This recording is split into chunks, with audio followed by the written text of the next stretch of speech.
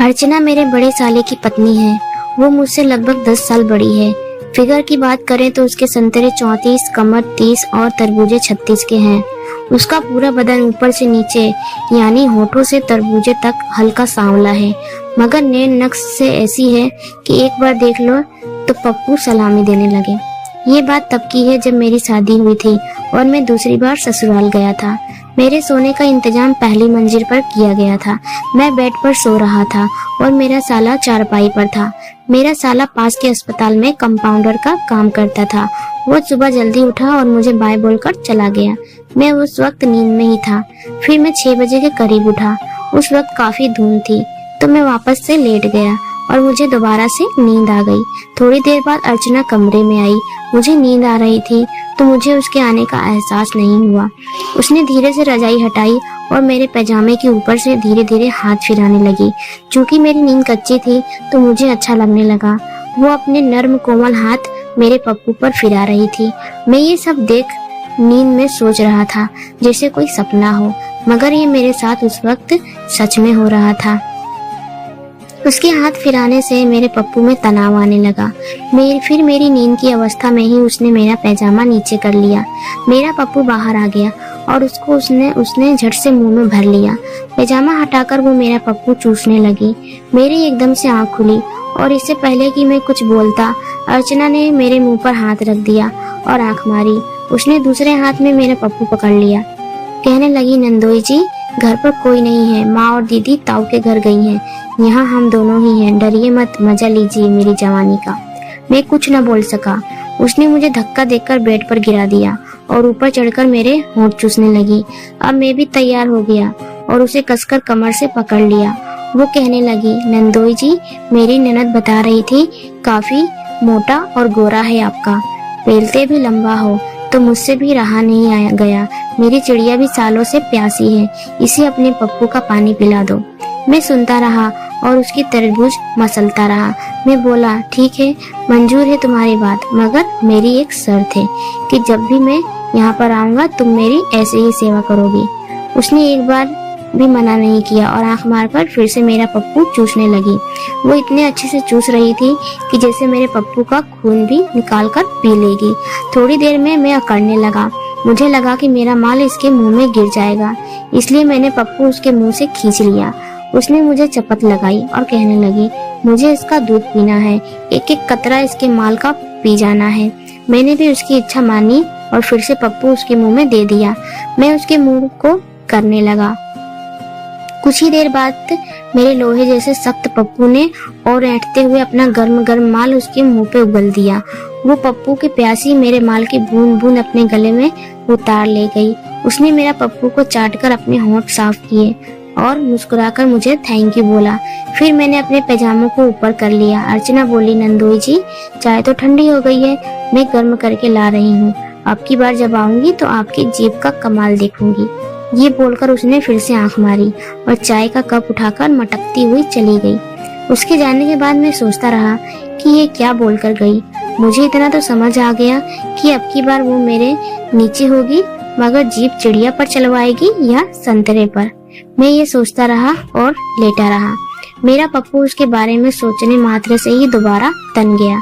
6:30 बज गए थे। मेरी पत्नी और सासू माँ ताऊ ससुर के घर से आज नहीं लौटे थे। 5 मिनट बाद अर्चना चाय लेकर आई और हम दोनों ने चाय पी। फिर उसने बताया, दीदी आधे घंटे और नहीं आने वाली। उन्होंने मुझे फोन करके आपको चाय पिलाने को बोला। मैं आपको दूसरी बार चाय पिलाने आई हूँ, उसने हंसते हुए और आंख मारते हुए बोला। चाय खत्म होते ही उसने कप नीचे रख दिया। फिर मेरे हाथ से चाय का कप लिया और उसको अपने होठों से चूमकर मेरे होठों से लगा दिया। मेरा पप्पू उसकी इस हरकत से फिर से उछाल खा गया।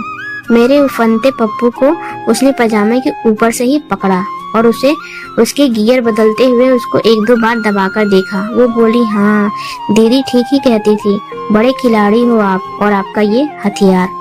फिर उसने उठकर दरवाजा बंद कर दिया और अपनी सलवार का नाड़ा मेरे सामने खोलने लगी। उसकी कामों कदाएं मुझे पागल सी करने लगी थी। मैं सोचने लगा कि इतने दिन तक ही मुझसे बची कैसे रह गई। इतने में ही उसने सलवार का नाड़ा खोलकर उसे नीचे सरका दिया। उसने अपनी चिड़िया मेरे सामने खोल दी और उसको अपने हथेली से रगड़कर बोली, ये आपके हाथ और जीभ की प्यासी है। मैंने उसका हाथ पकड़कर उसको बेड पर खींच लिया और नीचे पलट दिया। फिर मैंने उसकी टांगें बेड पर से नीचे लटका दी और खुद भी कूदकर फर्श पर आ बैठा। मेरा मुंह ठीक उसकी टांगों के बीच में था। उसकी चिड़िया मेरी नाक के सामने थी। मैंने उसकी टांगों से उठाया और अपने कंधों पर रख लिया। उसकी चिड़िया मेरे होठों के पास आ गई थी। उसकी चिड़िया की खुशबू मेरी नाक में जाने लगी, मगर मैं उस खुशबू को और करीब से सूंघना चाहता था। मैंने उसकी चिड़िया में नाक रगड़नी शुरू की और उसकी खुशबू लेने लगा। उसकी चिड़िया के प्रीकम की खुशबू मुझे बेकाबू करने लगी। इतनी मादक खुशबू थी कि मेरा पप्पू टनटनाने लगा। बार बार पप्पू में उछाल लगने लगा। क्योंकि मेरा पास समय की कमी थी, मैंने इस मौके का पूरा मजा लेने की सोची और बिना समय गंवाए उसकी चिड़िया को चाटने लगा, होठों से चूमने लगा। वो अपने संतरे शर्ट के ऊपर से ही मसलने लगी। मैंने उसकी चिड़िया में जीभ देखकर उसके रस का स्वाद लेना शुरू किया तो उसके मुंह से अब काम वासना से भरी मदहोश कर देने वाली सिसकारियां निकलने लगी। उसकी सिसकारियों को सुनकर ऐसा लग रहा था जैसे कि वो बरसों से मेरे पप्पू का इंतजार कर रही थी। मेरी जीभ से अपनी चिड़िया चुसवाने के इंतजार में थी। उसके हाथ लगातार उसके संतरे पर चल रहे थे। कभी वो अपने निप्पलों को भींच रही थी तो कभी दोनों संतरों को दोनों हाथों से दबा देती थी। मैं उसकी चिड़िया के रस को खींचने में व्यस्त था। कभी उसकी चिड़िया के दाने को मसल देता था तो कभी जांघों को चूमने लगता था। मेरी सलहज की सिसकारियां अब और तेज होने लगी थी। मैं जीभ उसकी चिड़िया की गहराई में उतारकर करने लगा। वो और ज्यादा मदहोश होने लगी। उससे रहा न गया और उसने अपने शर्ट को ऊपर उठा दिया। उसकी मस्त गोल गोल चूची एकदम से मेरी आंखों के सामने हो गई। उसकी चूचियां काफी टाइट लग रही थी और चूचियों के भरे रंग के निप्पल एकदम से तनकर खड़े हो गए थे। वो अपने चूचियों को भींचने लगी तो मैंने उसकी चिड़िया से जीभ निकाली और उसकी चूचियों को पीने लगा। वह मेरे सिर को अपने सीने पर दबाने लगी, मगर उसकी चिड़िया में भी उतनी ही प्यास लगी थी। उसने मेरे हाथ को पकड़ा और नीचे अपनी चिड़िया पर ले गई। मैं उसका इशारा समझ गया। मैंने एक हाथ से उसकी चिड़िया को फिर से रगड़ना शुरू कर दिया। अर्चना की चिड़िया का गीलापन मेरी हथेली को भी गीला करने लगा। मुझे अब और ज्यादा जोश लगा था। उसकी चिड़िया मारने का मन कर रहा था, मगर शायद मुझसे ज्यादा आग तो उसके अंदर भरी हुई थी। उसने मुझे अपने ऊपर खींच लिया और मेरे होठों का पानी पीने लगी।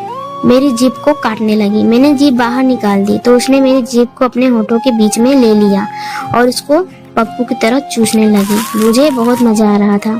कुछ देर मेरी जीभ को चूसने के बाद उसने मेरे सिर को पकड़ा और फिर से अपनी चिड़िया पर मेरे होंठ लगा दिए।